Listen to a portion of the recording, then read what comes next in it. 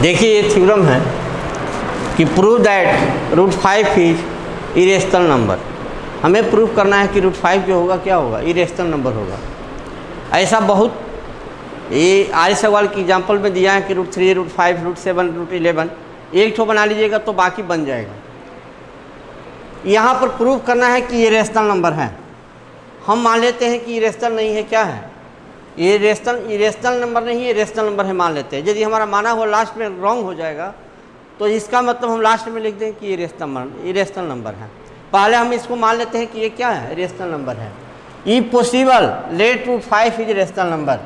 √5 equal to a/b where a and b are coprime. Coprime का means मतलब होता है कि a और b क्या है, सिंपलेस्ट फॉर्म में है, यानी दोनों में 1 कॉमन है। a/b का मतलब ये हुआ कि ये रेशनल नंबर है और दोनों जो है ये सिंपलेस्ट फॉर्म में है, यानी दोनों में केवल 1 कॉमन है।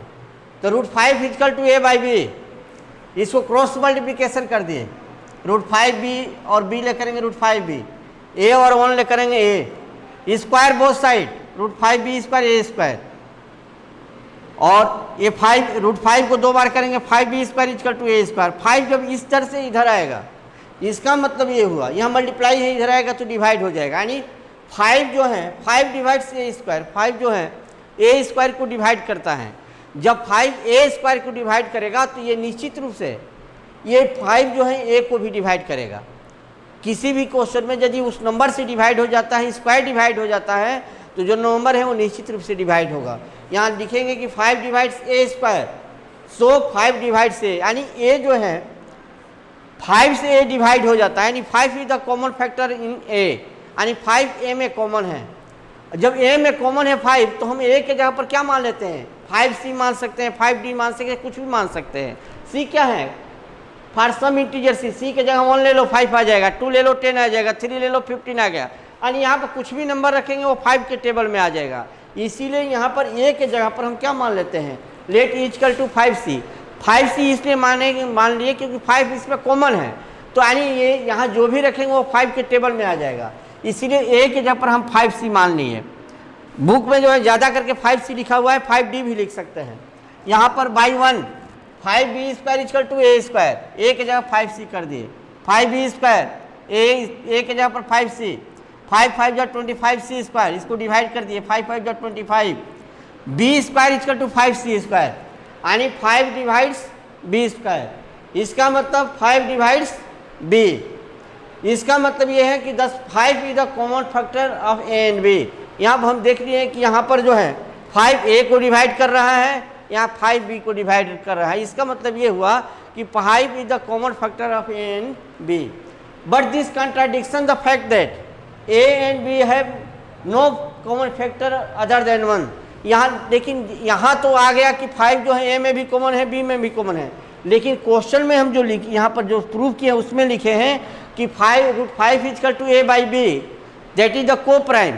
को प्राइम का मतलब है कि दोनों में 1 कॉमन है, माने हैं कि 1 कॉमन है, लेकिन यहाँ पर आ गया कि नहीं 5 जो है a और b में दोनों में है। इसका मतलब कि हमारा माना हुआ गलत हो गया, हमारा माना हुआ गलत हो गया। इसका मतलब ये है कि जो दिया है वो सही दिया है। लिखे हैं ये सारा क्वेश्चन √5, √7, √11 कोई भी प्रूफ करने का है तो सब में यही बात लिखना है। But this contradiction the fact that, क्या फैक्ट है कि a and b have no common factor other than 1। a और b में 1 के अलावा कोई कॉमन नहीं है। This contradiction arises by assuming that, ये कंट्राडिक्शन दो तरह की बातें आ गई। यहाँ देख रहे माने हैं उसमें उसके अनुसार 1 कॉमन है, प्रूफ किए उसके अनुसार 5 करने, दो तरह की बात आ गई, दोनों ये नहीं होना चाहिए। इसका मतलब ये हुआ जी ऐसा क्यों हो रहा है, क्योंकि हम ये √5 को जो है रेशनल नंबर मान लिए है। This contradiction arises by assuming that √5 is rational number. इसका मतलब ये हुआ कि जो आया है वो सही है, माने हैं वो गलत है। इसका मतलब ये हुआ कि हेंस √5 इज इरेशनल नंबर। एक दो क्वेश्चन दे दिए हैं, बना लीजिएगा। Prove that they are irrational number, √2, √3, √7, एक और लिख लीजिए √11। कोई ना कोई एग्जाम में जरूर आता है, इस बार भी आया था, √2 या √5 में कोई आया था, देख लीजिएगा। इसका मतलब ये हुआ इसको बना लीजिएगा, इसमें बाकी क्वेश्चन होगा नेक्स्ट डे बता देंगे।